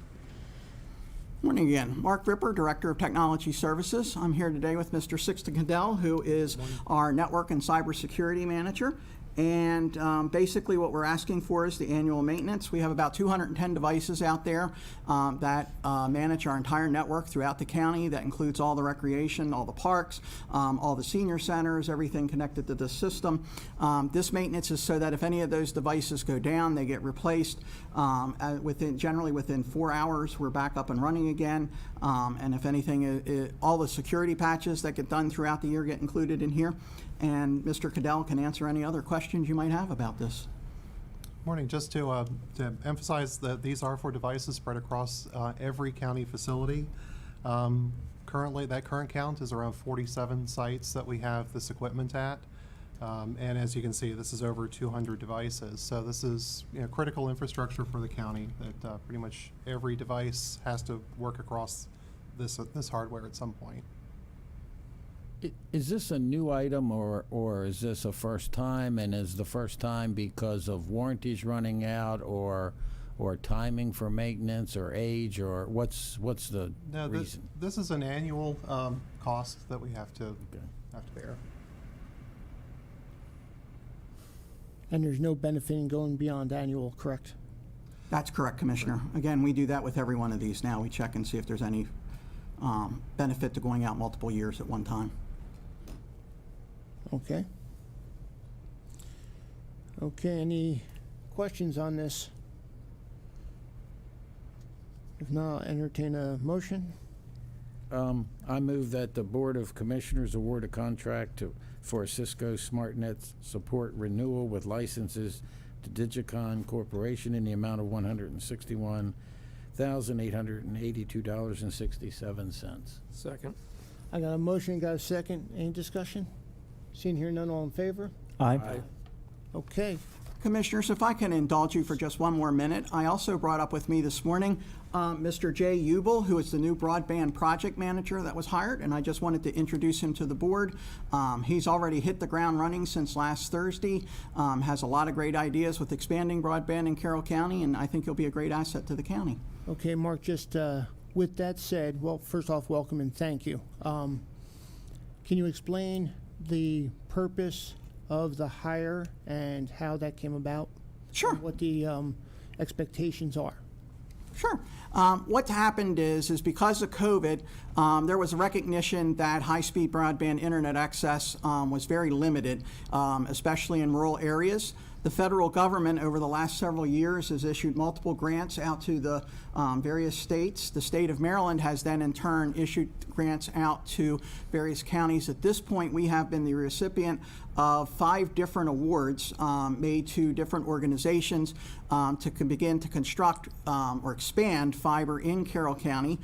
We just recently, with the last end of the last session, applied for another set of grants moving forward. And what Mr. Ubel is going to do for us is he's going to help in the management of those grants and be a liaison between the county government and the residents of Carroll County, making sure that everything is moving along. And he is also going to be looking at bringing in other possible partners to expand fiber in Carroll County as we move forward. He has a lot of experience with this. He's worked for both Comcast and TowerStream companies and comes to us with a lot of experience. Okay, great. Welcome. Yeah, welcome. I look forward to sitting down with you and talking about this issue because it's a big one. I think we got to get this done in the county. We're a pretty highly educated county, a lot of working people. We've got to make sure everybody can get this access. And I just anecdotally, prior to taking this position here, plenty of stories where there's a lot of money being spent on broadband, but still nobody has internet. So hopefully we can bust through all that. You can help me understand where we are, and we can get this done. Sure. Right. And Mark, we do have maps of where the holes are, correct? Yes, Commissioner, we do. And if any of you would like to meet with us either individually or you'd like me to schedule us the time to come back before the board again in open session, we would be happy to do that. We can put the maps up on the screens. We can show you exactly where each ward is going to be in the county and where we still have holes in the county. And there's a whole bunch of other things that are going to be coming up that we'll be announcing beginning of next year as well. And I think it's great that you have a number of grants now, and I'm sure you do, but I would just encourage you to put that out to the public as much as possible. I know I did work in other counties prior to this, and I'd get an email once a week about a new grant for Brobeck Road for blah, blah, blah. You know, a lot of them are small, but they add up, and I appreciate that you're getting them. Yeah, at this point, we have about 2,000 new premises that will be hit with the grants that have been awarded. Yeah, again, using somebody else's money is always a good thing. Yep. So. Yeah. So, and again, if you ever have any questions or you want to send a resident our way, please feel free to email myself and Jay, and we'll be happy to talk to that resident and bring them up to speed and look at where they're living and what's going on in their area. Okay. Thank you. I would love to have you come back to give us an informational presentation on the gaps and the holes, and Sure. yeah, that would be fantastic. Thank you. All right, thank you. Great, thanks. Thank you. Vote? Yeah, we did. Okay. Okay, let's go from that to a steel pavilion at Piney Run Park. Okay, Kim, you're 1 for 1. Let's make it 2 for 2. Let's do that, right? Okay. Piney Run Park's one of my favorite parks, so. Yeah. Okay, the Office of Procurement in cooperation with Recreation and Parks requests your approval to award Game Time Cunningham Recreation the construction of a steel pavilion at Piney Run Park in the amount of $124,975.24. This amount is within the approved budget. No additional funds should be necessary. Thank you. Good morning again. Jeff Daggett, Recreation and Parks. The pavilion in question is Pavilion Number 3. If you are familiar with the park, if you are driving down the loop that takes you to the boat ramps, it is the pavilion inside that loop that is on your left. It was constructed in 1991, and the funding that we are using for this replacement is local parks and playground infrastructure funding that comes from the state of Maryland, and it may only be used for park-related projects. In fact, actually, it's really targeted for projects like this where you have aging infrastructure, and we have a lot of that. It's an opportunity to replace that. So this is primarily replacement, not Correct. not something new, not something. for Remove new the old, storage. replace with a newer version. And what's the primary use? We have a lot of rentals of pavilions at Pawnee Run, just under about $80,000 a year in our revenue, and we have 6 pavilions there throughout the park. Wasn't the playground right by the pavilion, wasn't that replaced recently, a couple years ago?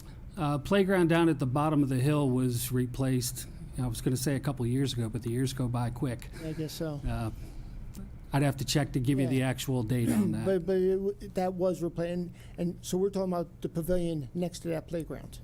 It's actually up the hill from it a little ways, Yeah, but yes. okay. And I think what you may be recalling, we replaced the surface in that playground. We Yes, had some we did. issues with the surfacing. The play equipment itself is still there. Right. Yep. Okay, talking the same place. Okay, I'll move the Board of Commissioners award construction of a steel pavilion at Piney Run Park to Game Time, excuse me, care of Cunningham Recreation, total of $124,975.24. Second. I got a motion in a couple of seconds. Any discussion on this? All in favor? Aye. Okay, right. Thank you very much. Thank you. Thank you. Okay, came your 2 for 2. You can make it 3 for 3 now. Let's talk about purchase of Kohler generators for the college. Morning, Commissioners. Morning. The Office of Procurement in cooperation with the Bureau of Facilities are requesting your approval to purchase 2 Kohler generators from Fidelity Power Systems for the Carroll Community College at the cost of $190,213.14. This amount has been was within the adopted budget, and no additional funds will be needed.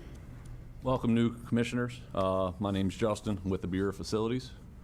So today we're here for the decision to award Fidelity Power Systems the contract to purchase 2 Kohler generators for Carroll Community College. The 2 generators supply critical backup power to both the T building and the N building out at the college. Both generators were in service for 21 years since these structures were built. And this replacement does fall within the county's budget and our plan for replacement of the generators throughout years. Any questions that you have, I can answer for you. Do we have the generators on hand? We do not, Commissioner. Lead time currently is a year, if not a little bit more. Wow. So does this Yes. cost just include the generators and install, or It's just a the turnkey, Commissioner, yeah. So Fidelity will have a turnkey project. We buy through Sourcewell at a discounted rate for the county, and then Fidelity will actually install the units for us. All right, thank you. 1 year turn time, is that recently happening that way, or has that been that way for, years? I mean, what's the... As in the lead times? Yeah. It's just with the way the market is nowadays, everything's just drawn out. Can't get the parts, especially computer chips. Right. All these generators, engines have smart boards, and that's really what's holding the projects up. I would love to be able to get POs out quicker, but obviously timing and budget's everything. Like I say, we're out a year, so something like this, you're probably looking a year and a half until it's installed.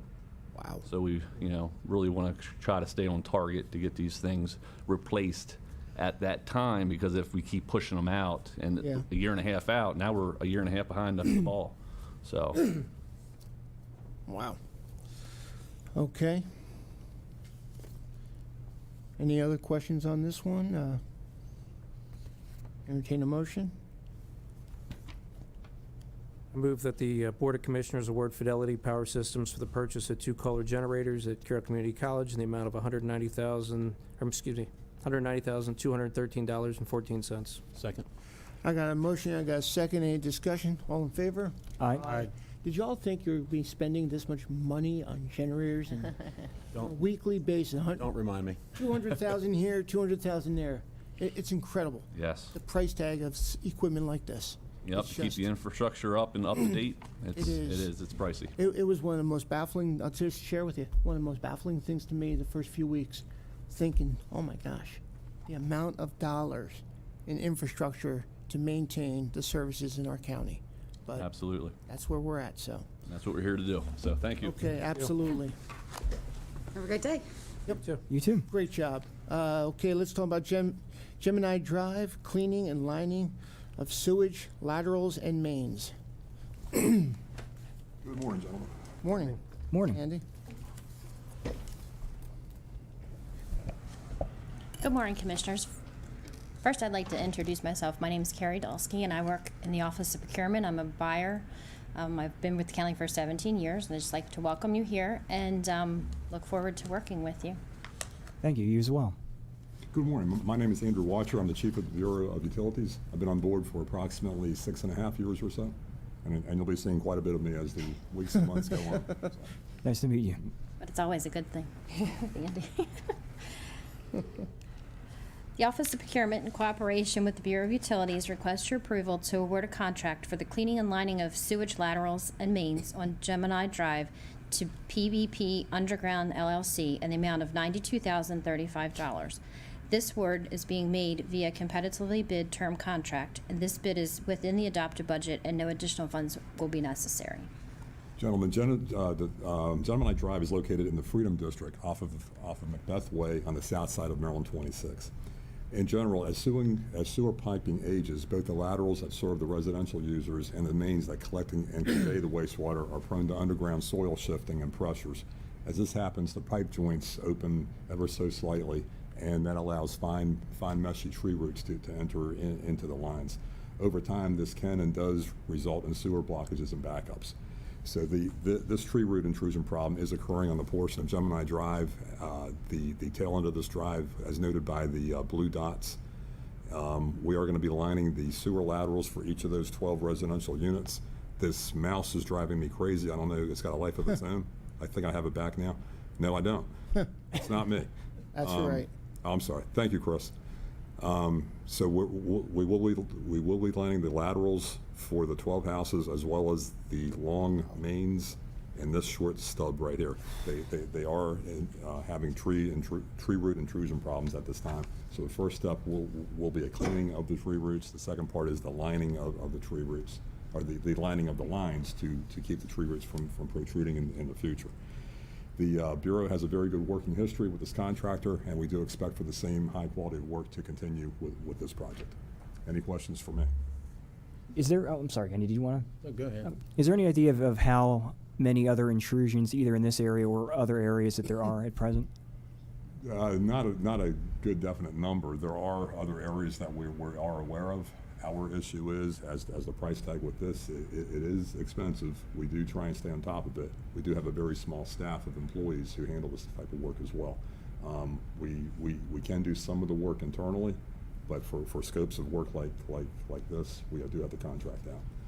And so, with prioritization of areas that are how do you prioritize what areas are definitively in need of lining because of the intrusion versus, say, another area? As complaints come in, Commissioner, we assess the immediate area, and if there's a history of tree roots with a number of homes within that same area, we try and do a collective project like this. Thank you very much. My question was going to be the lining. Does that positively prevent it, slow it down, change the likelihood? And then I'm curious, based on the commissioner's question, I don't know how many guys have seen what this looks like, what the roots, the web of roots looks like that literally block at 100%. But could you kind of, I mean, it's not like there's a root snaking through. It's Absolutely it's fine roots that are hard. So could you describe that maybe briefly? What it is, it's basically a matting of hair-like roots. It's the very thin, meshy type roots that do allow some wastewater to pass through, but eventually, as they grow and expand, it basically blocks the entire pipe up. The sewer laterals that serve the residential units, they basically have two cleanouts. So the county owns and maintains the section of lateral from the sewer main to the first cleanout. Anything beyond the first cleanout back towards the house is homeowner responsibility. So. Thank you. And your other question was? Just the lining. Do you think how, is that 90%, 80%, 100%? Does it slow it down, or does it really prevent it? So the installation of the original piping, it's pipe sections, so there are joints. The lining is actually one continuous piece of fusible material. There are no joints in it, and it will not allow any roots. It has expected lifespan of at least 50 years. Thank you. I'm sorry, go ahead. No. So I'm just trying to make sure I understand this process. I mean, I know Gemini Drive isn't the oldest street in South Carroll, so why is this happening now, and what kind of mitigating, what can we do to avoid future situations like this? It sounds like it's a tree issue. That's an interesting question. Part of the problem may be with the quality of the backfill. If the backfill wasn't very firm, there might be some pipe shifting as settlement does occur. Mm-hmm. The other issue is the types of trees that are planted above the pipes. If they are trees that have the fine, meshy root system that love water, they may try and find their way in more quickly than other types of trees. There is a history of blockages throughout this general area. Good questions. Okay, any further questions? I'll move that the Commissioners award contract to the purchase, or for the purchase, of the replacement chemical feed system. No, I apologize. I'm one ahead. Sorry about that. Let's try this one. That the Board of Commissioners award a contract for the cleaning and lining of sewage laterals and mains on Gemini Drive to PBP Underground LLC in the amount of $92,035. Second. Okay, I got a motion in a couple of seconds.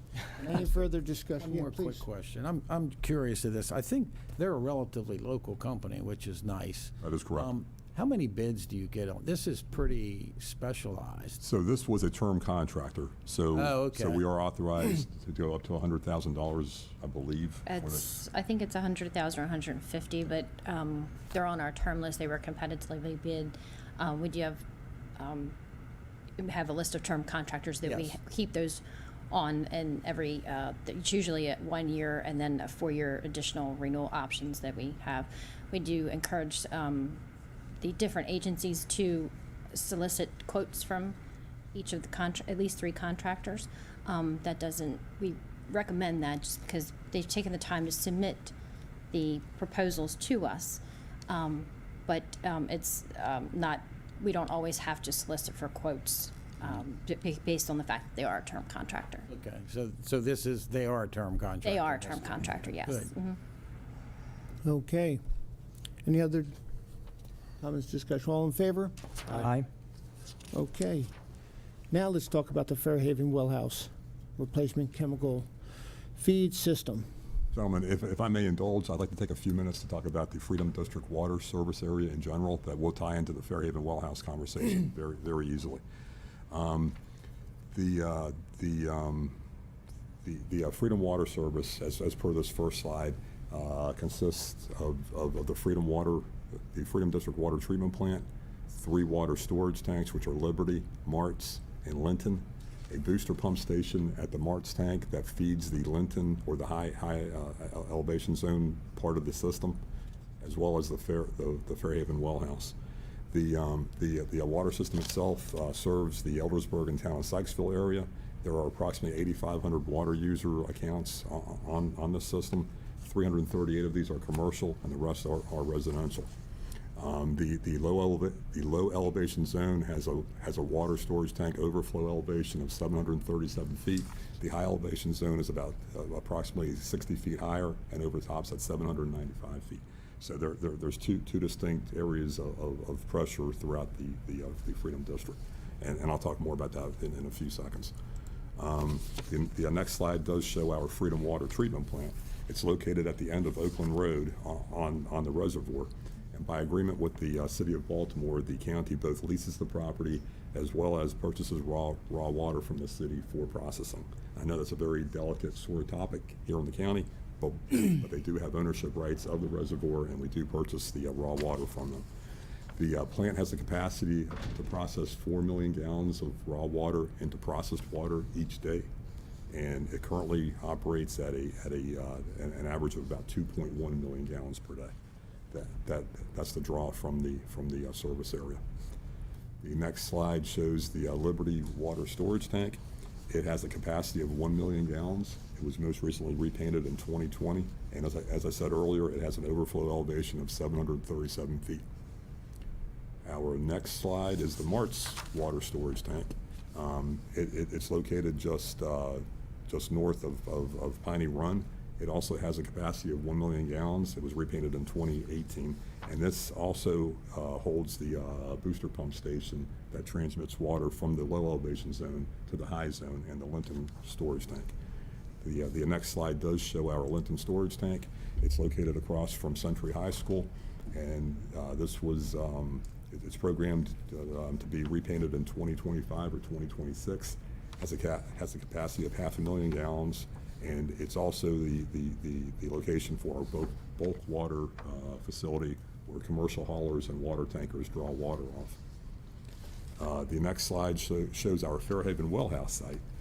This wellhouse has been offline since 2019 due to issues regarding the existing chemical feed systems, as well as some delays involving the acquisition of our Springfield wells from the state of Maryland. With your approval of the next 3 agenda items, the Fairhaven facility will be brought back online, and it will be used to process groundwater from well 22B, which is right in this area. It has a Maryland Department of the Environment authorized appropriation amount of 227,000 gallons per day, which is approximately 10% of our current needs. Also, this location with an expanded wellhouse in the future will be used as a treatment facility for Springfield wells 24B and or 24, which is immediately north of this across Piney Run, just south of, just north of Piney Run. Let's leave it at that. And the next slide shows the Fairhaven Wellhouse itself. That's Maryland 32 right here. And this picture is kind of hard to pick up on. That's the actual well 22B. It's located on the southwest corner of the facility, approximately right here in the upper picture. So that pretty much wraps up my 30,000 foot overview. That's of where the Freedom guy Wall. sells the bonsai trees. Yeah. So if anybody goes down 32, across from an old neighborhood, John Buck's house, across the street, small little street, gentleman sells bonsai trees out of his car, right there. So on 32, and We- just I'm sorry. no, please. We do lease this property. We're in year 22 of a 40-year lease. It's an interesting concept that we're dealing with right now as well. The other comment I just want to make is make sure we're all understanding on the same sheet of music. One, definitely recommend if you get the opportunity, go out to the Freedom Treatment Facility. Just to understand it on the Liberty Reservoir. Liberty Reservoir controlled by Baltimore City. The environmental police, there's 4 of them, I think, 4 or 5, that monitor the trails on both Carroll County side and their side, but we care about, obviously, Carroll County side. They monitor the trails. They have, just down the road from the treatment facility, a motor pool, whatever you call it, parking lot motor pool, and they also have a boat there in case there's a need for them to get into the water. They have access to get in through, in a partnership with us to get into the reservoir from the Freedom Treatment Facility. It's a nice collaborative approach. Do a ride along with those guys is also to understand the trails and some of the concerns they have. We're working a lot with Baltimore City DPW because that's who owns that property, to allow us to use those trails and not try to shut them off, because a lot of folks like to use those trails, like to fish and walk their dogs and run, hike and ride and all that kind of stuff. So just another jewel we have, unfortunately not controlled all by us, but so cool. The water plant is about 12 years old. It works fantastically well. The superintendent will be thrilled to give tours of our facility. So please reach out to me if you're interested. And if you're really lucky, you can take a tour of this wastewater treatment plant that we run in Hampstead. That's also state of the art. So Yes, it's you know, brand new. Absolutely. It's brand new. I'm game. I've been to them before. I'll do it again. Yeah. Okay. So with that, I'll turn it over to Carrie for the first of our 3 items. Commissioners, we're here to request your approval to award the contract of the purchase of the replacement chemical feed system for the Fairhaven well house to E&W Equipment Company, LLC, in the amount of $42,300. This will be made via a sole source. This bid amount is within the adopted budget, and no additional funds will be necessary. Gentlemen, as per my briefing a few seconds ago, the Fairhaven well house, which was constructed in 1999 and taken offline in 2019, primarily due to staff's concerns regarding the in-place chemical feed systems. We have one of those chemical systems here, and the next slide will show the second. The first slide showed the sodium hypochlorite chemical feed, chlorine. This current slide shows the hydrofluorosilicic acid or fluoride feed systems, and these were not connected in a flow-based dosing system with the original layout. The new chemical feed systems will be directly connected to the well pump flow meter. This will ensure both a consistent dosing rate of application as well as chemical feed system shutdown when the well pump is not in use. Furthermore, the sodium hypochlorite system will have a self-purging pump head that will prevent the dosing pump from binding up, as this one currently does. Finally, the new chemical feed systems will be able to be monitored from the Freedom Water Treatment Plant via a SCADA system that is not currently in place with the existing well house. The lead time for one of the pieces is approximately 20 weeks. The other parts are 6 to 8 weeks out. And this item is for the purchase only of the new chemical feed systems. Installation will be by the contractor that we talk about in item number 9. Any questions for me? No, just interesting. It's on a 5-gallon bucket or whatever that is. And it looks like some plywood, maybe. Yeah. I'll speak more about the white flaking or etching in our next presentation. The interior of our well house is extremely impacted by the chemical residue that's in the air and has caused major issues in there. Okay. Something to look forward to. Move the Board of Commissioners award a contract for the purchase of the replacement chemical feed system Fairhaven Well House to E&W Equipment Company, LLC, in the amount of $42,300. Second. I got a motion, I got a second. Is there any discussion on this? All in favor? Aye. Aye. Aye. Okay.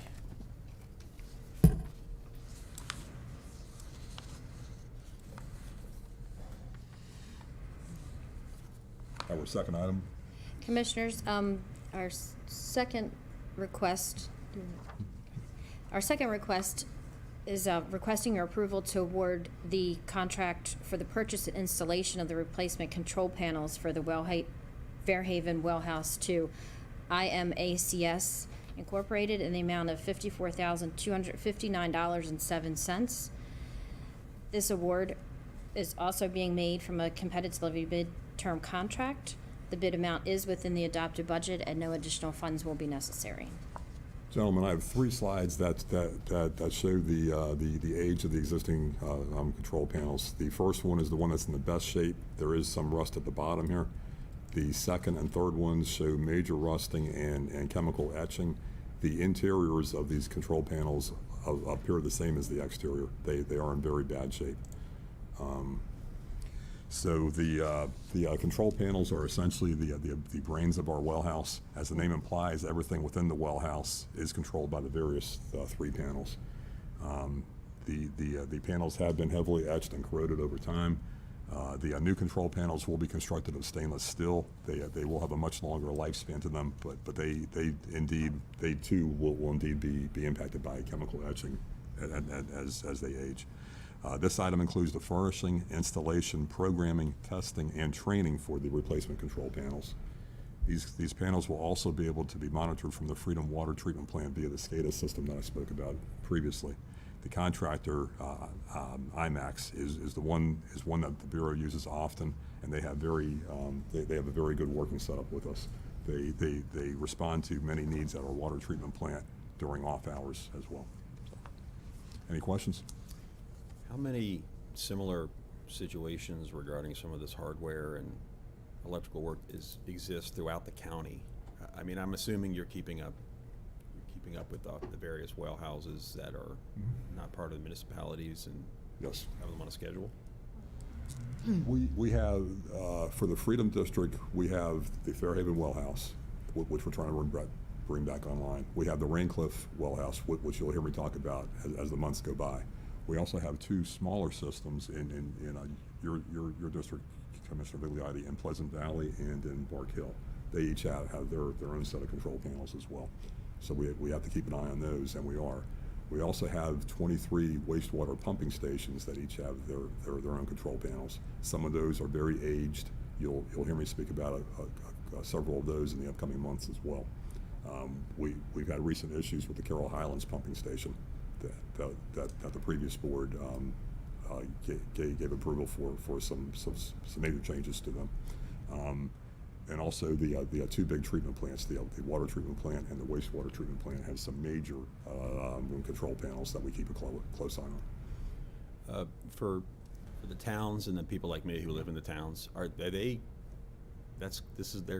these issues are completely separate for them? You're not?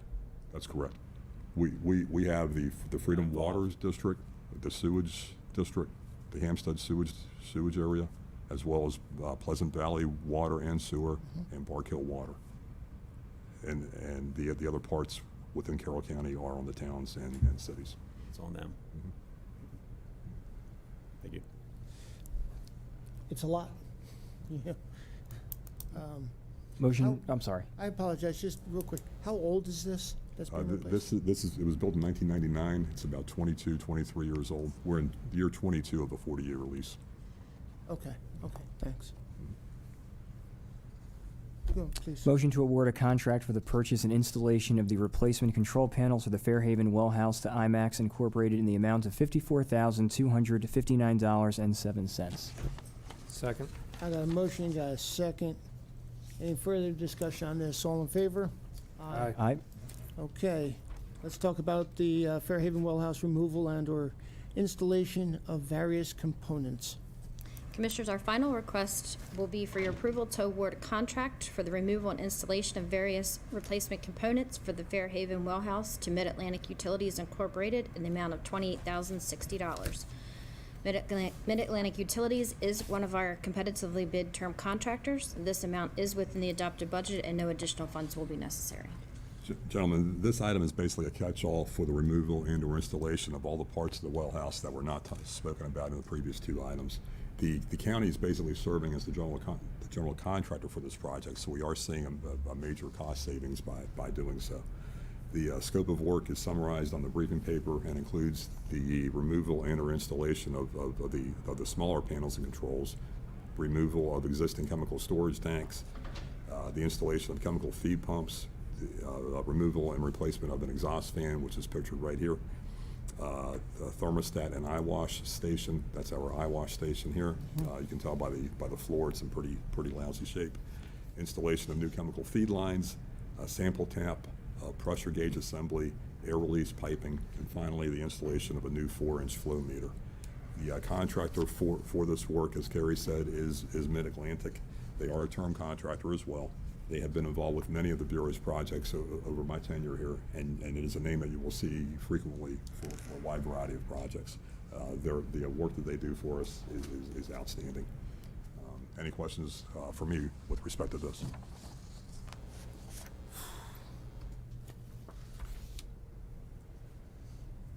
Anything? Nope. I'll move that the Board of Commissioners award a contract for the purchase and installation of various replacement components as outlined in a briefing for the Fairhaven Well House to Mid-Atlantic Utilities Incorporated in the amount of $28,060. Second. I got a motion, I got a second. Any discussion on this? Seeing here none, all in favor? Aye. Thank you, gentlemen. Okay, thank you, sir. Thank you. Thank you. Thank you. And Carrie, thank you very much. Okay. The gentleman was here. Was he here for public comment? I don't know. He's not here at the moment. I didn't notice. Did he just leave? He just walked out. I know, he just walked out, but I'm wondering, so we'll afford him the opportunity if he comes back. But, Chris, anybody on the line? Chris? No, sir, I have nobody on the line today. Okay. Mr. Boke, you want to say anything? You know, a couple days past your birthday, figure you'd want to share, you know? Related to you as well, sir. Well, okay. But I was born on Friday the 13th. I don't know about you. There you go. So you're 59. Yeah. Okay, what I need now is for us in open admin, the first time we're doing it, take a look at the closed minutes for land acquisition. And I need a motion, second, and approval of those closed minutes. You'll see right past the yellow folder in the open admin. It was December 8th, land acquisition. So do I have a motion to approve those minutes? Motion to approve minutes. Second. I got a motion and a second approving the December 8th closed land acquisition. No discussion? All in favor? Aye. Okay. At this time, is there anything for open admin? Wanda, you can come on up, that we want to discuss. I will share with you that we will be, after this, going into closed, excuse me. And we'll take a break between now and closed for a little bit. And, yeah, we'll just go from there. Okay.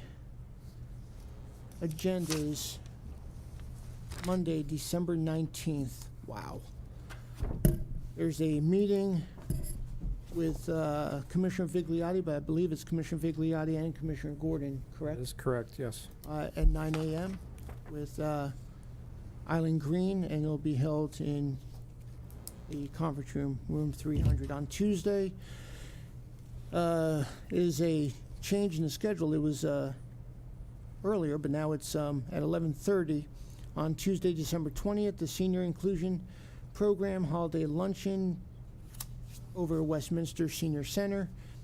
Commissioners Gordon, Guerin, and I will be attending. And then at 2 p.m. is a Veterans Advisory Meeting where Commissioner Gordon and Kyler will be attending. There's also a lunch that day. It's either 11:30 or 12 over at the American Legion for the Veterans Advisory. It's a holiday lunch for them. So I don't know if Commissioner Kyler, you got the word on that or not, but you know, the two of you may also be attending that as well. Wednesday, December 21st,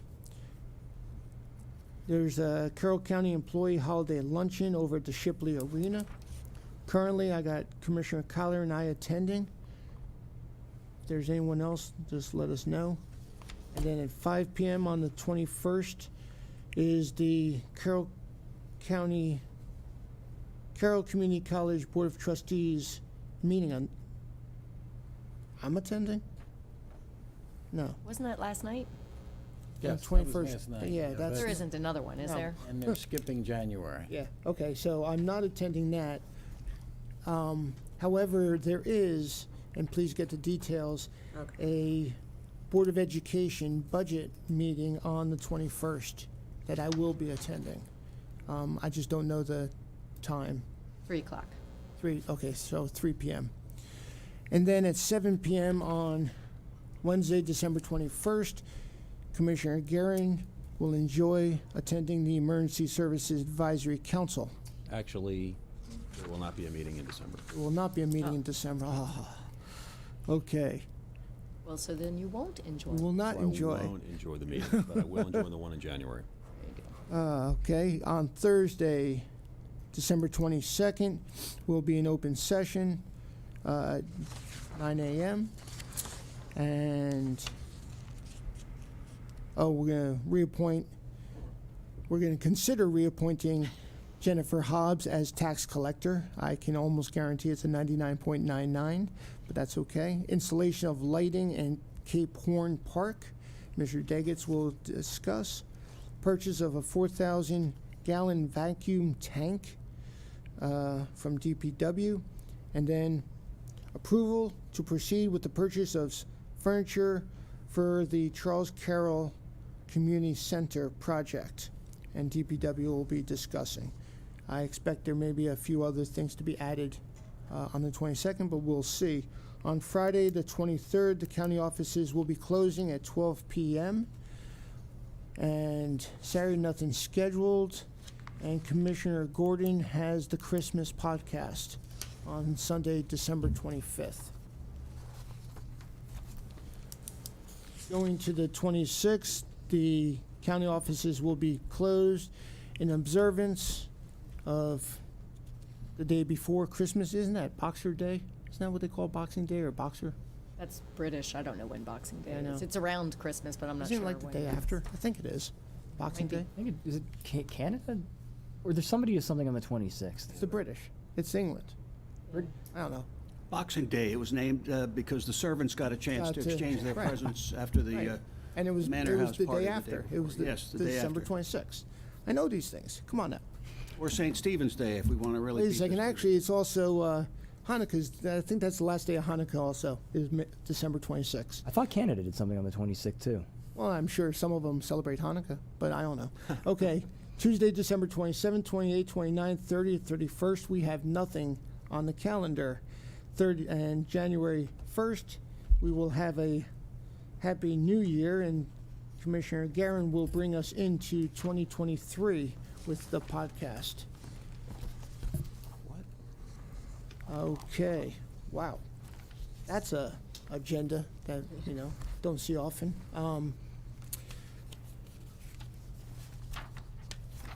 What we need to do is, you want to adjourn or adjourn? Need to close for land acquisition and legal Potential litigation matter. litigation, right.